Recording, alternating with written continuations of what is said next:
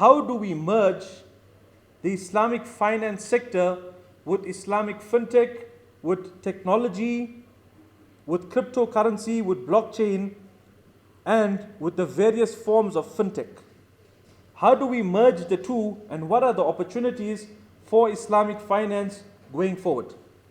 In this day and age of technological advancement, and more specifically of financial technological advancement, how do we find innovation and growth going forward? What are the opportunities and what are the challenges that we face as an Islamic finance industry? I will therefore discuss the challenges that we face and also the opportunities that present themselves before the Islamic finance industry. I will also discuss certain fundamental concepts such as Sukup, Islamic bonds versus conventional bonds, and how that can transform the East and Central African regions in terms of infrastructure funding, and how these economies can access Sharia compliant funding so that they can provide for infrastructure funding and also for the broader poverty alleviation of the continent. I will also discuss certain other contemporary topics such as the concept of cryptocurrency, blockchain, non-fungible tokens, and how that translates into the broader vision of envisioning the growth and innovation of Islamic finance. As I've mentioned, that we are at the cusp and we are at this juncture in which the Islamic finance industry needs to take and make critical decisions. Do we take the decision to innovate, to grow, to become part of the fintech revolution that has taken over the world by storm, or do we fail to innovate and continue with an outdated system? According to a Financial Times report of 2019, the world's banking system will become obsolete in the next 5 years. And this is an FT Financial Times report. And therefore, I would like to make the statement that banking as we know it is dead, it is obsolete, and if we don't innovate and we don't grow and we don't apply the concept of contrarian thinking to banking and finance, then we will fail as an industry. And this is why innovation in terms of technology and adapting to the financial and technological advancements is right now of extreme and critical importance for not only the Islamic finance industry, but for the broader financial services and banking industry. So therefore, I would like to now go through the presentation with you, and the methodology of today's discourse will be that I will present to you the slides, and thereafter we will have a separate Q&A session where I would like to engage with you as members, as professional members of the banking industry in terms of the issues that have been discussed and also in terms of the broader Islamic financial services industry.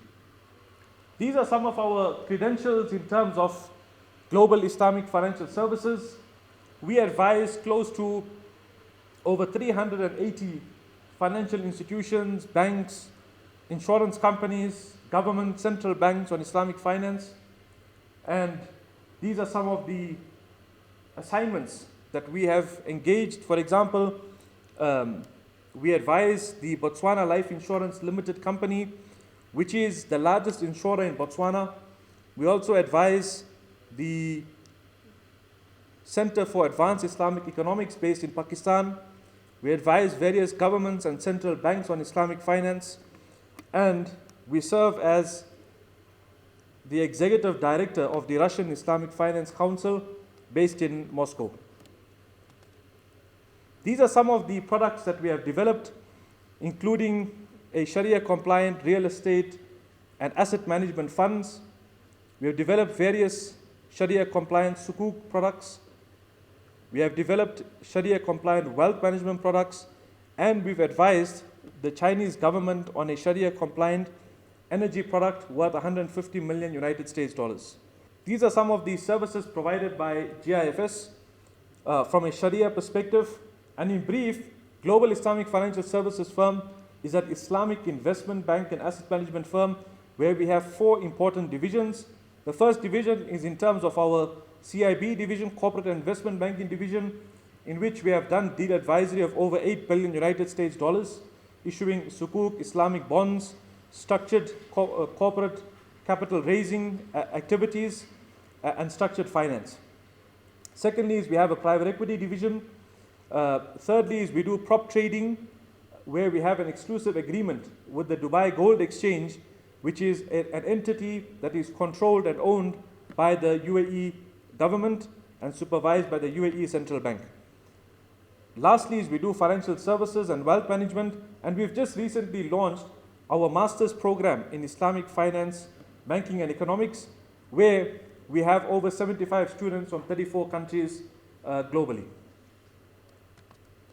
Our motto is embracing Islamic finance through Sharia compliance, achieving new heights in expansion and growth.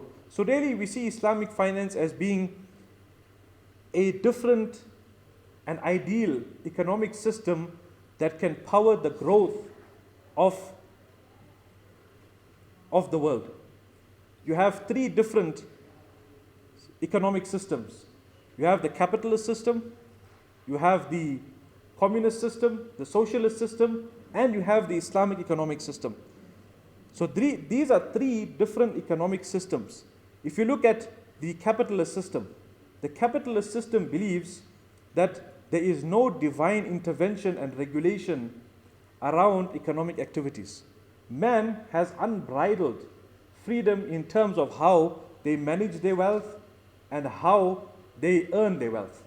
When it comes to Islamic finance and the Islamic economic system, man is governed by divine regulations in terms of Islamic economics, finance and banking.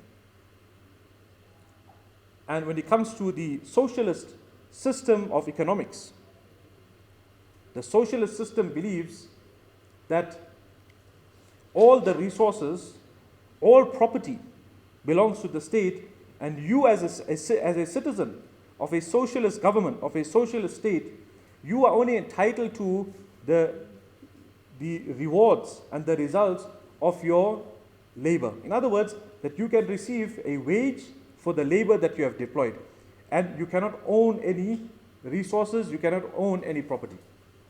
So these are 3 different economic systems. And I would just like to mention 2 important points regarding this. The first is that the main divergence between the Islamic economic system and the conventional economic system is that we as Muslims believe that the very concept of economics, of finance, is merely a means to an end. It is not the end and the primary objective itself. And that is why Allah subhanahu wa ta'ala states, يَبْتَغُونَ مِنْ فَضْلِ اللَّهِ, that when you engage in business, finance and economics, it is so that we can seek the pleasure of Allah. In other words, it is a means to an end. It is not the end and the objective itself. When we talk of capitalism, we talk of socialism, that is the means and the end itself. That is a very primary objective of life, in that it is materialistic. It is based on the mere procurement and achievement of materialistic property, and it is not a means to an end. Whereas from an Islamic economic perspective, it is a means to an end. One person by the name of Adam Smith, he was the inventor of modern capitalism. And he made a statement to say that in every transaction, there is the invisible hand of God. So there is no need for divine intervention and guidance when it comes to our financial dealings and transactions. He believed that there is no need for divine regulation, for divine intervention, and he believed in humanist secularism in terms of applying the concept of finance, business, and economics. So perhaps the question to be posed to Adam Smith is that how do you then explain the massive economic inequality that we see in the world? According to an Oxfam report of 2019, the world's 26 wealthiest people control the wealth of 2.6 billion people on the planet. Is that not an unjust concentration and manipulation of economic resources and wealth? And this is what Islam seeks to remove. Islam seeks to remove this economic and financial manipulation of wealth and resources. And that is why Allah says in the Quran, كَيْ لَا يَكُونَ دُولَةً بَيْنَ الْأَغْنِيَاءِ مِنْكُمْ, which means that what is the fundamental element of an ideal Islamic economic system? كَيْ لَا يَكُونَ دُولَةً بَيْنَ الْأَغْنِيَاءِ دُونَ الْأَغْنِيَاءِ مِنْكُمْ, so that it does not become the concentration and financial manipulation of wealth in the hands of a few. And this is exactly what the riba-based and conventional-based capitalist system does. It creates concentration of resources in the hands of a few. So I would like to now discuss the opportunities that present themselves for the Islamic finance industry, and this is what is referred to as forward thinking and how we can apply the advancement of technology, of financial technologies, so that we can provide greater value to the sector itself. The first is with regards to the concept of open banking.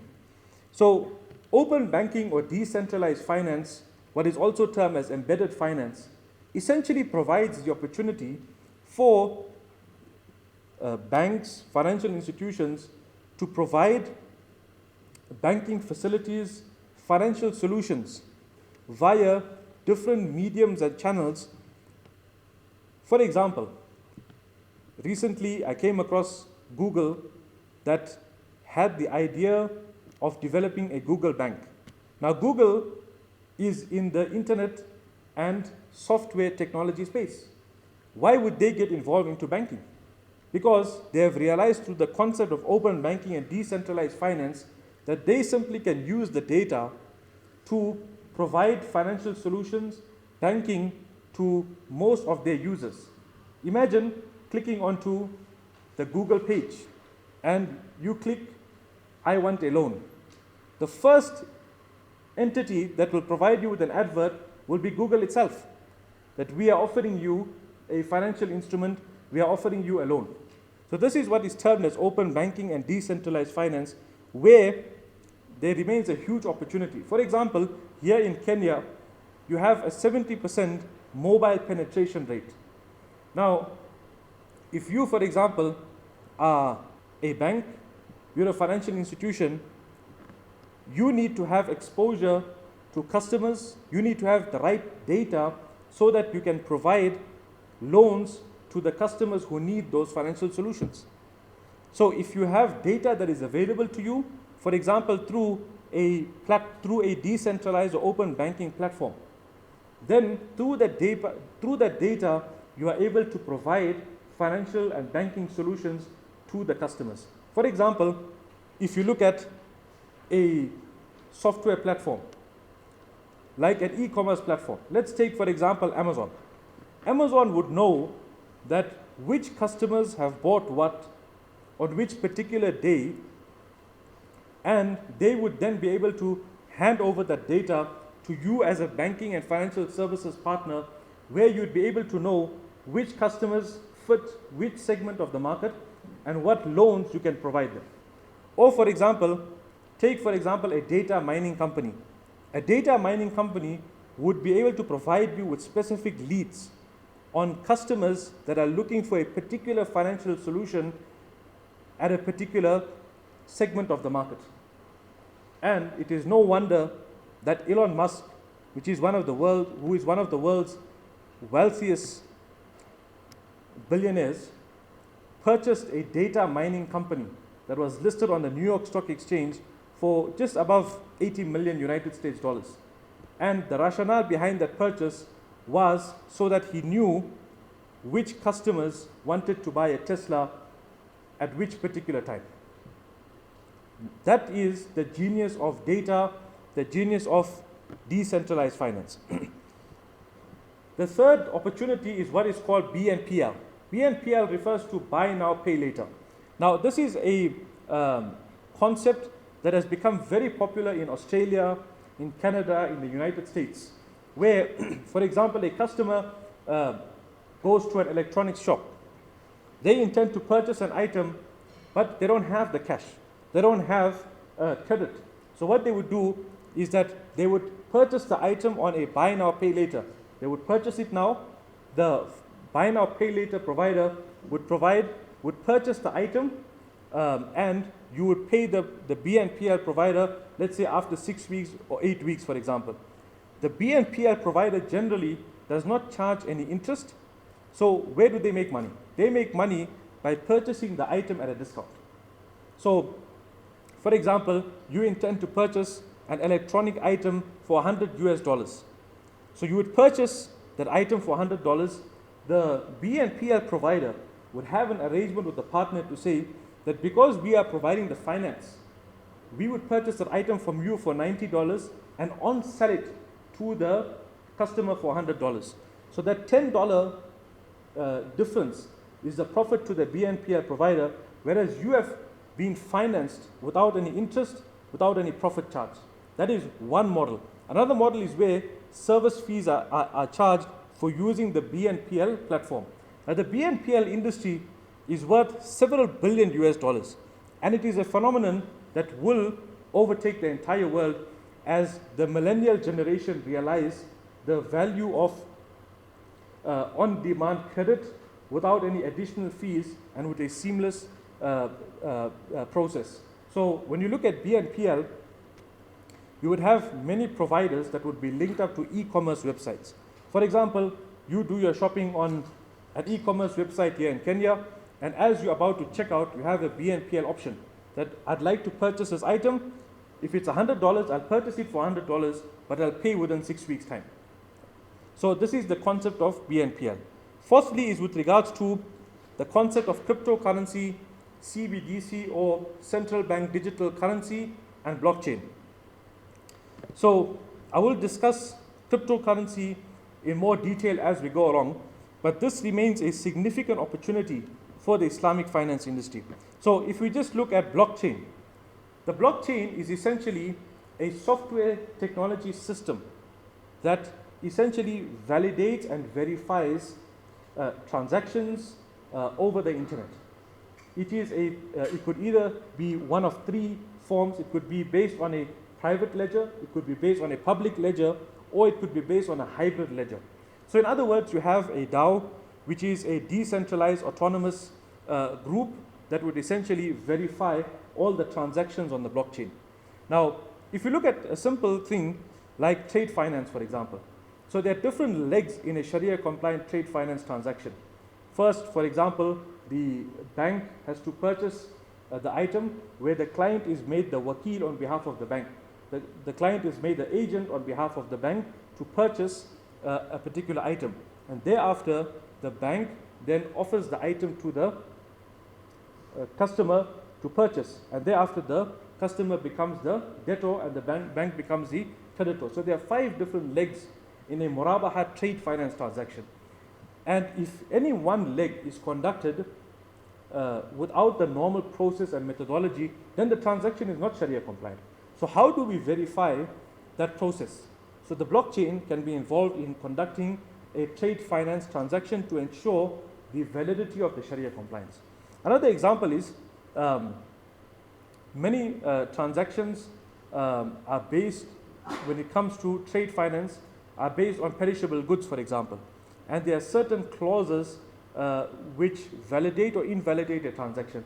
For example, if you are exporting a fruit that needs to be at a particular temperature, and let's say, for example, the temperature drops while it is being transported from, let's say, here in Mombasa to Dubai, for example. So it means now that the transaction was invalidated based on a certain condition precedent, based on a certain CP of the purchase and sale agreement that took place between the buyer and the seller. So how is that verified in terms of who is responsible for it? Now imagine if we had a blockchain technology system which immediately, once the temperature drops from a particular point, everyone involved in the transaction receives a notification that based on 1, 2, 3, 4, 5 reasons, the temperature of that shipment had dropped, and that is why on that basis the transaction should be, there should be certain penalties, etc. that are charged. So the issue with blockchain is, and the internet, is that everything on the internet is based on a copy. If you have a document that you need to submit to your bank, right, you are simply submitting a copy of that document. You are not submitting the original file. But with the blockchain, the transactions can be verified in real time as an original explanation and clarification of a particular matter. It is not as though one has to investigate, understand the background of an issue before reaching a conclusion. So this is the concept of blockchain. When it comes to cryptocurrency, we will discuss that in further detail as to the rationale behind the creation and adoption of Islamic cryptocurrencies that perhaps could be backed up by gold or some other resource. The fifth opportunity that presents itself is in terms of personal wealth management, or PWM. What we often find in the Islamic finance industry is that there is a shocking level of service delivery. So there remains a huge gap in terms of service delivery and how we provide the optimum service level to a consumer. I've always maintained that in Islam there are two levels. One is halal and one is tayyib.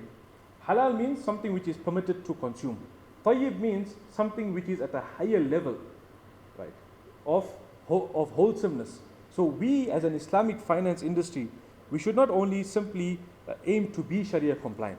Let us aim to be of that tayyib and that wholesome level where we adopt customer perfection and excellence that is beyond our conventional peers also. And inshallah there will be great amount of barakah, great amount of blessings in our dealings, and also how we can approach the market in terms of showing them the business ethics in terms of Islamic finance, business and economics. How unfortunate it is that in many times we hear complaints of a customer approaching an Islamic bank, an Islamic financial institution. They receive an answer whether they can get finance or not after 2 months, after 3 months, after 4 months. So this is a shocking level of customer service that we have to address. If we want to be the best, if we want to progress and innovate, we have to provide a superior customer experience. And I've always maintained that Islamic finance does not only compete with conventional finance. We have to be better than conventional finance in terms of each and every aspect, whether it comes to the rate that we offer, whether it comes to the superior nature of the product we offer, or whether it is also with regards to the level of customer service that we offer. In business, we are taught that if one does not innovate, then one digresses. So we should adopt the same motto when it comes to Islamic finance. Let us innovate so that we can grow and become better. So when it comes to the personal wealth management space, there remains a huge opportunity in terms of Islamic robo-advisory, Islamic Fintech solutions, and Islamic Fintech platforms. So there is an example of an Islamic robo-advisory platform called Wahid, based in the US. And they've been regulated in different other markets where they have close to 40 or 50,000 clients on a robo-advisory platform. So if a robo-advisory platform is created where stocks can be screened in real time for Sharia compliance, cryptocurrencies can also be screened for Sharia compliance, that is a huge opportunity for the Islamic finance industry going forward. The next important opportunity is what is termed as Islamic social finance. So some of the opportunities under Islamic social finance include a digital waqf system. Waqf refers to an Islamic endowment. So waqf basically in technical terms, means that it is property that has been donated for the cause of Islam itself. It is property that belongs to Allah Himself. Now, this concept of waqf is extremely popular in the Middle East, in areas like North Africa, in Tunisia, in Morocco, and in various other countries in Saudi Arabia, etc.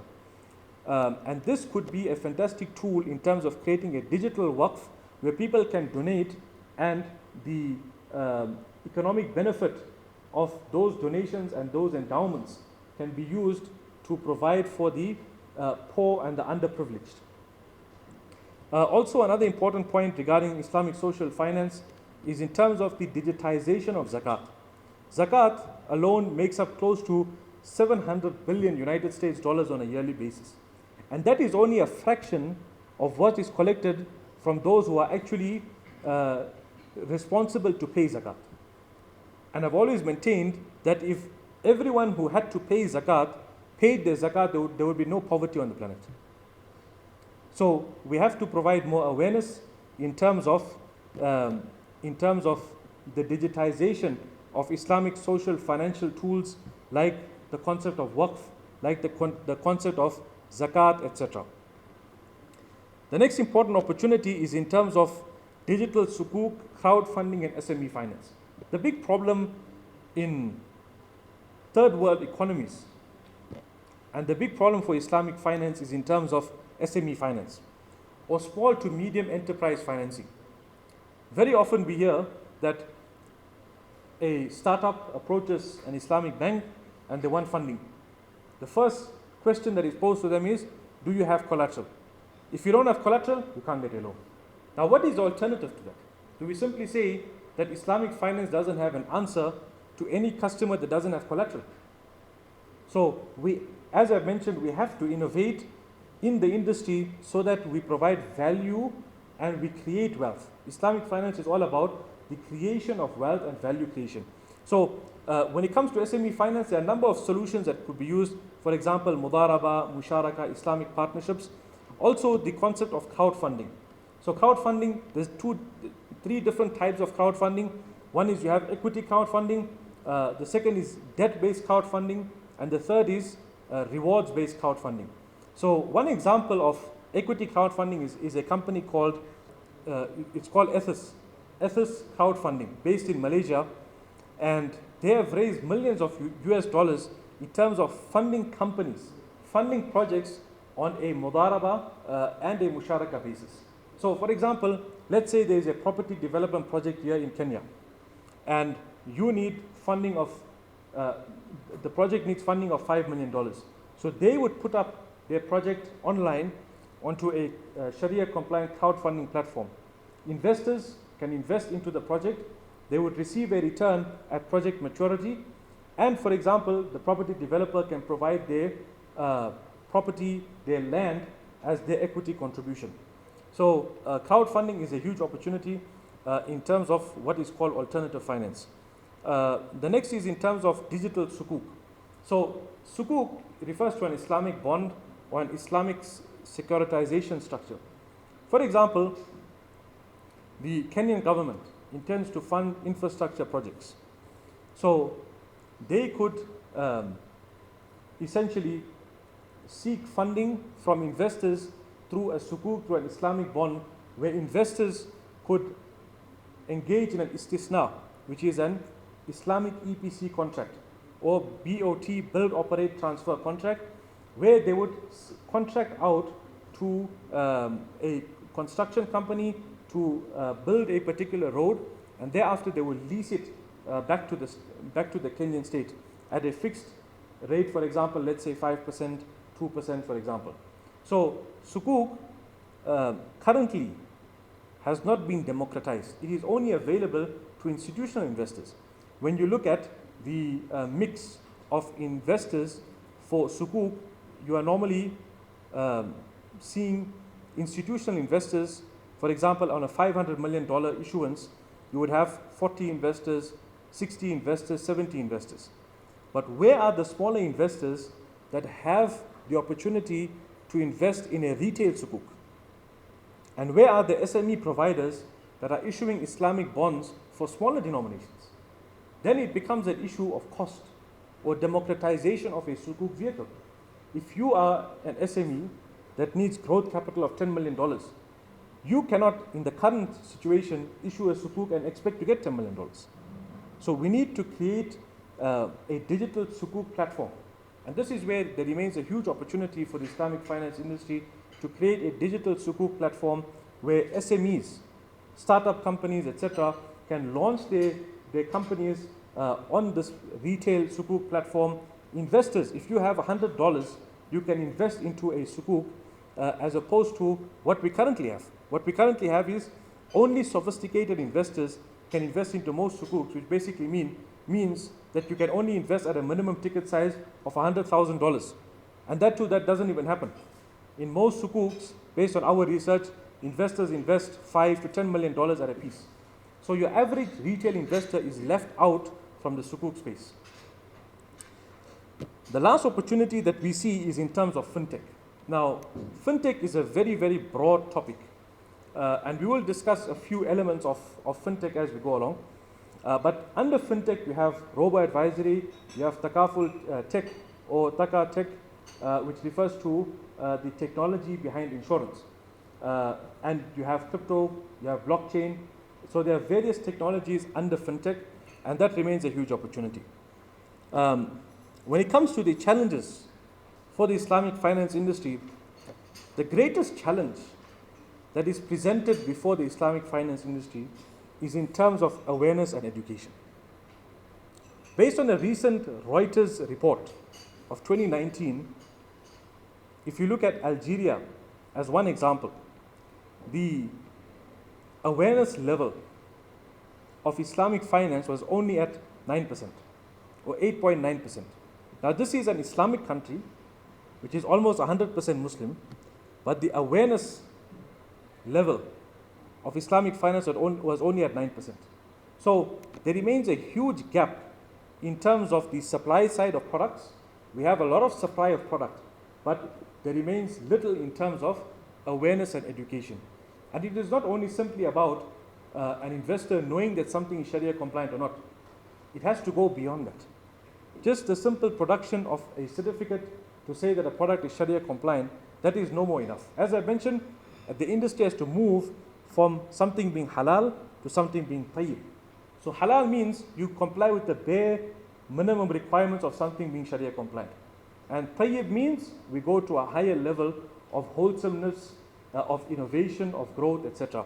The Prophet Muhammad sallallahu alaihi wasallam has mentioned, "Man amila shay'an falyutqinhu." A person who does anything, he should perfect it. And part of perfection is that we innovate so that we can deliver the best solution offered. And alhamdulillah, we as a firm, as Global Islamic Financial Services, and as a Darul Ifta are conducting a number of programs globally around the world in terms of creating awareness and driving education around Islamic finance. And you will notice that you have a Sharia compliant interest-free loan agreement document that has been provided to you. Now this is one of the many templates that we provide to the community free of charge. It is a template to create awareness so people understand that if you are providing a loan, then you should do it on Sharia compliant terms. And you should do it on an interest-free basis. You will see there's another document that has been provided to you in terms of Sharia compliant investments. What screening criteria is used when you make an investment from a Sharia perspective? What are the terms and conditions that back a Sharia compliant investment? So these are some of the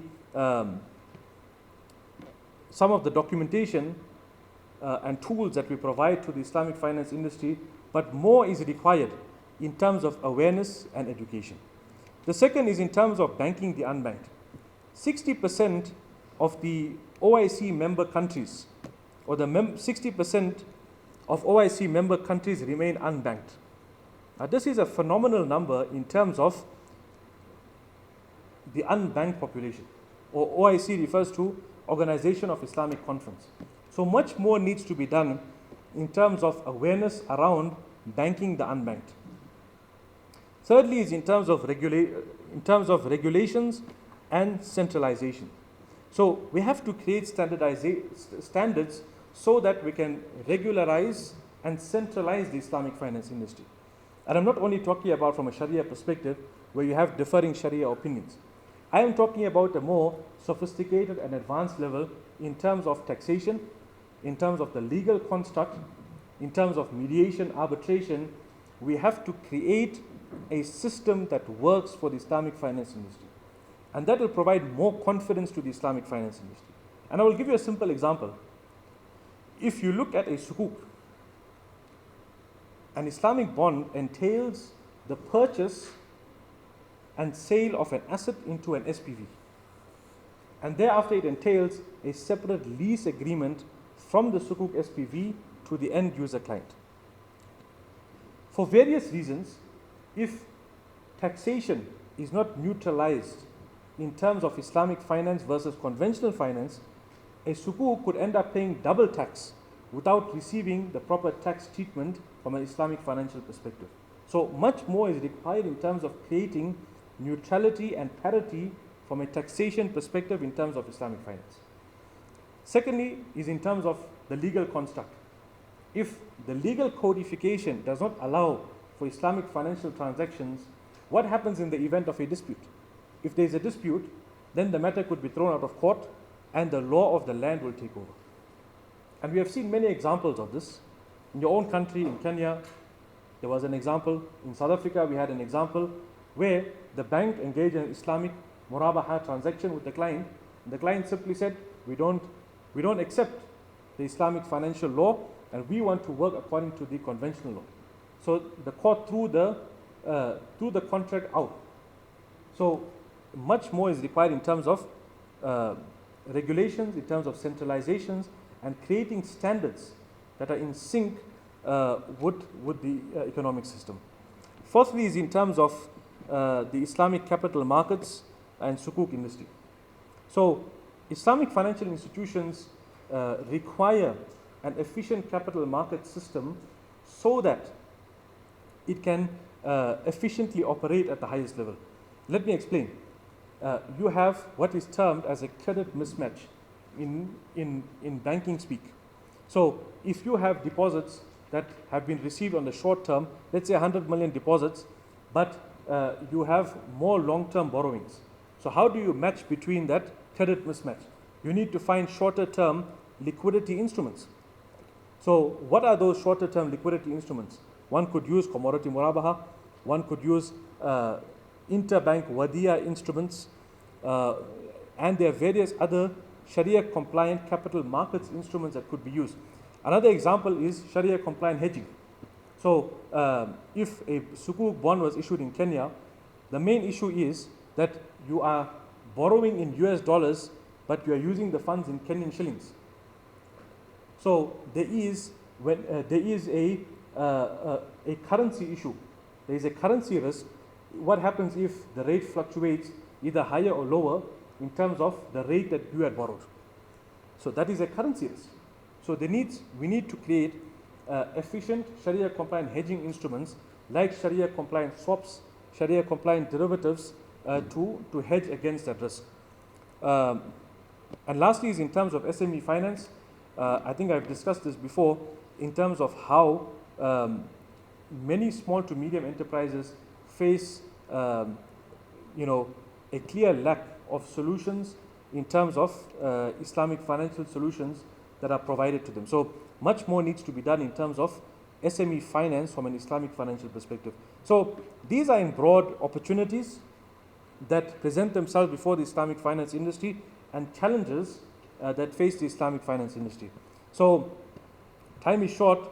I know I've only completed practically one slide, but in the next session we will continue with the rest of the topics, which include Sukuk, cryptocurrency, and various other topics which I will dissect. So with that we terminate this first session, and I thank you once again.